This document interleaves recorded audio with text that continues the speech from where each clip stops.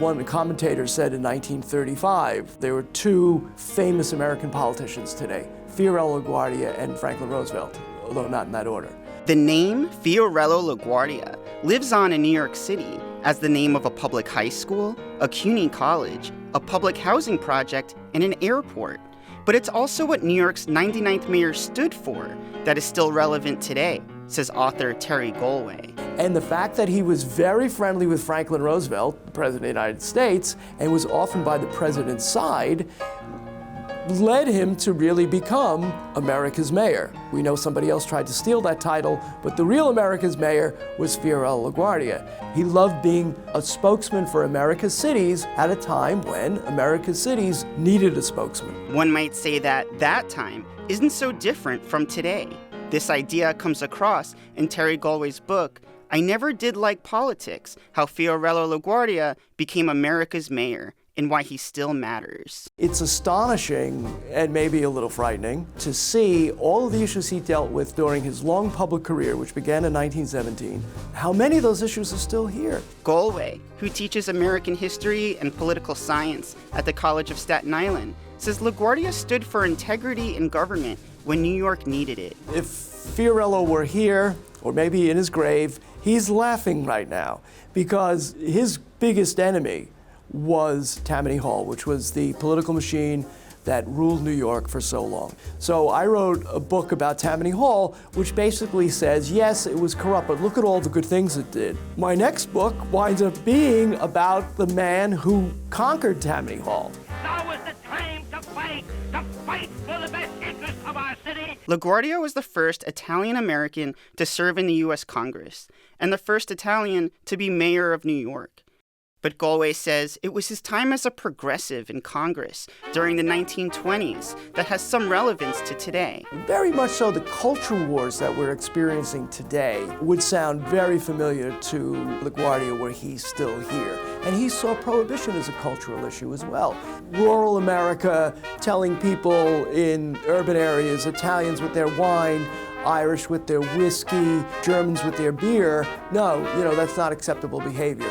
Congressman LaGuardia protested prohibition by publicly brewing his own beer. A police officer walks by. LaGuardia says, "Officer, I'm brewing beer." To which the officer very cleverly responds, "Oh, really?" And he says, "Why aren't you arresting me?" And the police officer very also wisely says, that would be the job for the revenue agents, the feds. Beginning in 1923, New York State had a law in which state police and local police would refuse to cooperate in enforcing federal prohibition. That sounds a little familiar to us today.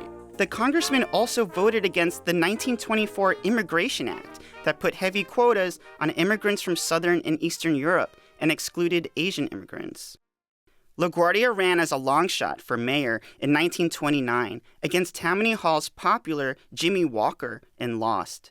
But by 1933, a few years into the Great Depression, investigations into city corruption had damaged the reputation of the existing political machines and government departments. This gave way to a LaGuardia victory. We are going to try and demonstrate that a non-partisan, non-political, honest, clean government is possible in our city. His integrity was unimpeachable. I mean, even his worst enemy would say, the guy is right, the guy walks the walk. So when he, for example, goes to the police headquarters on his very first day as mayor and says, this is a new era. If you think you're going to get a promotion because you know somebody in city government, quit now. If you think you're going to keep taking bribes to protect pickpockets down on Wall Street, quit now. And he goes down the list of things because those days are over. I expect to initiate a gigantic public works program. The new mayor pulled New York out of debt and restored its credit. He then worked with President Roosevelt in bringing jobs programs to New York under the Public Works and Works Progress administrations. His friend, Franklin Roosevelt, fellow New Yorker, was writing very large checks through the WPA and other federal authorities that were part of the New Deal. At one point, LaGuardia says to Roosevelt, I want to build an airport in Queens. And Roosevelt says, go for it, man. We'll pay for it. LaGuardia had inherited a New York where construction contracts and city jobs were common sources of patronage and corruption. But the new mayor made a point to change that. Let all the money of the taxpayers go into schools instead of politicians.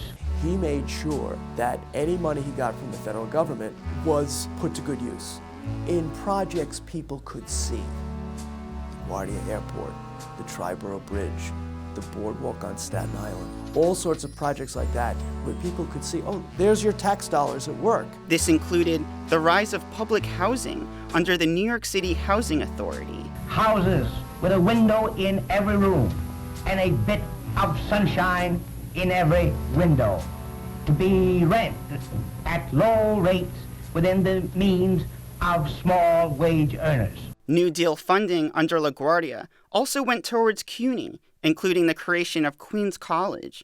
LaGuardia Community College houses an archive chronicling the namesake mayor. Galway says LaGuardia set the standard for mayors, but his legacy isn't without flaws. Desperate for new housing units, LaGuardia approved MetLife's plan to build segregated housing at Stuyvesant Town. He was praised by the Amsterdam News, which was the big newspaper in Harlem, as basically the best mayor for black people that New York had ever seen. But Stuytown was a big one, and I can't honestly explain what he was thinking, except to say that maybe all he could see was units. But Galway says the little flower should be remembered, not just for infrastructure and for that time he read the comics over the radio, but as someone who fought for urban America. If Fiorello LaGuardia were alive today and saw the way this country is being governed in Washington, and heard the rhetoric that is coming out of the mouths, not just of people in Washington, but in his own home state of New York, he would look out, look us in the eyes, and say, what happened? Have you forgotten who you are? For Urban U, this is Shannon Ayala.